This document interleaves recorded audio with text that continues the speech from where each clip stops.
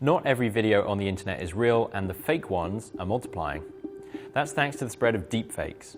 Deepfakes are videos that have been altered using machine learning, a form of artificial intelligence, to show someone saying or doing something that they did not, in fact, do or say. The results can be great fun. Take, for example, these hilarious clips of Nicolas Cage starring in movies that he was never in. But deepfakes can also be a tool for harassment and a way to spread political misinformation. To learn more about the deepfakes era we live in, I spoke with Sam Gregory, who tracks these videos at the human rights nonprofit Witness. What is a deepfake and where did they come from? Why are we talking about them all of a sudden? What deepfakes are the next generation of video and audio manipulation, and sometimes images. They're based on artificial intelligence, and they make it much easier to do a range of things.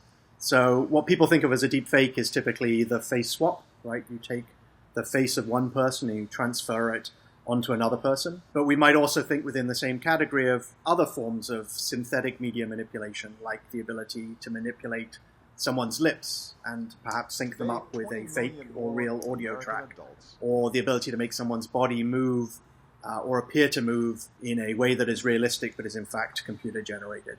And all of this is driven by advances in artificial intelligence, particularly the use of what are known as generative adversarial networks. And in these adversarial networks, they have the capacity to set two artificial intelligence networks competing against each other, one producing forgeries, the other competing to detect the forgeries. And as the forgeries improve, they do it based on this competition between two networks. So this is one of the big challenges underlying deepfakes, is that often they are improving because of the nature of the inputs. There are so many different ways you could use that technology. What are we seeing out there in the wild?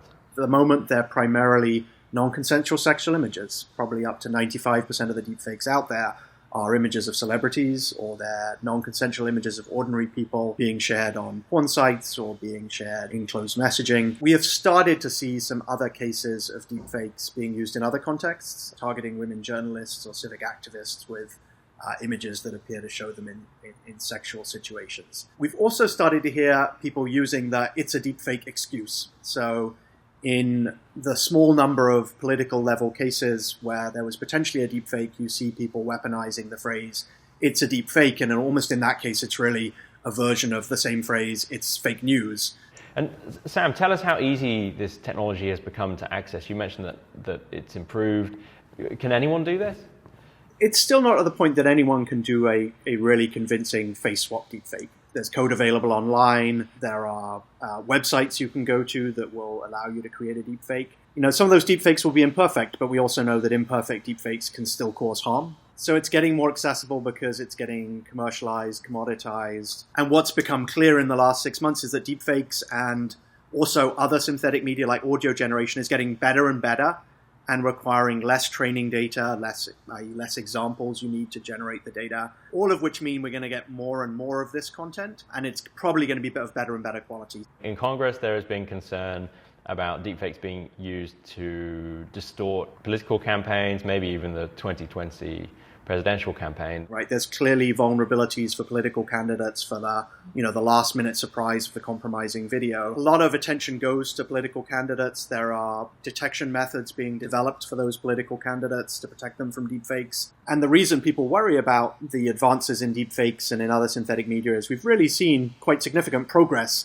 in the last 6 to 12 months. We've seen, a decline in the amount of training data needed down to a few images for some of the face expression modification. We've seen people starting to combine video manipulation like the lips with simulation of audio, and we're starting to see the commercialization of this into apps. And as things go to mobile, that increases them. As they become apps, they obviously get much more available. And this is why it puts the pressure to be saying, how are we making sure that as these get more available, they're detectable, and that app makers also think about detection at the same time as they think about creation, because you have a Pandora's box there, and we've already seen how a Pandora's box like that can be unleashed. What possible solutions are people talking about? You mentioned the idea of a technical solution. I guess the ideal thing would be something like a spam filter.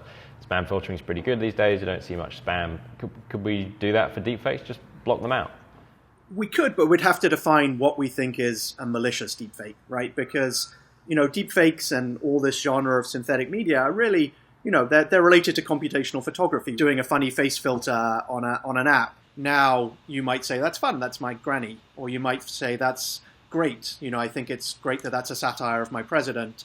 Or you might look and say, I want to check this against another source. What we're not doing actually at the moment is telling people how to detect deepfakes with technical clues. And the reason for that is each of those glitches is the current algorithmic kind of Achilles heel, right? It's the problem of the current version of the algorithm. But as we put different data into the algorithm, as we recognize that's a problem, it's not going to do that. So for example, a year ago, people thought that deepfakes didn't really blink.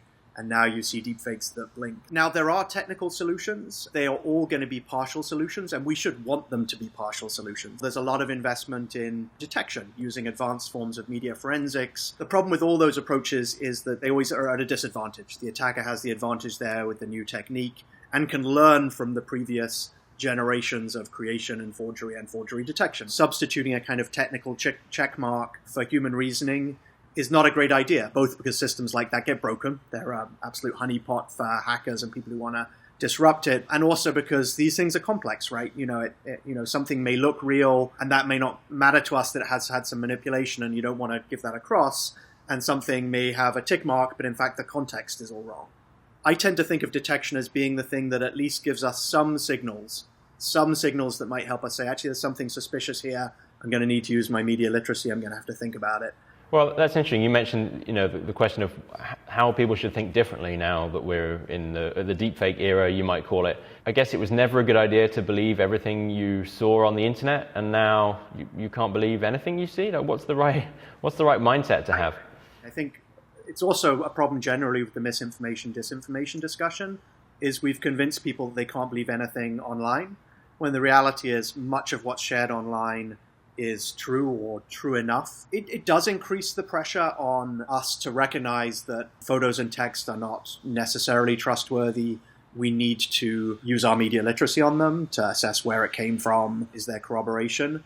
And what's complicated about video and audio is we have a different cognitive reaction. We don't have the filters we've either built or cognitively have around text and photo. So I think a real onus on both platforms who have the capacity to be looking for this, but also people who build the tools that are starting to create this, to feel a responsibility to, yes, build great tools for creation, but also to build tools for detection.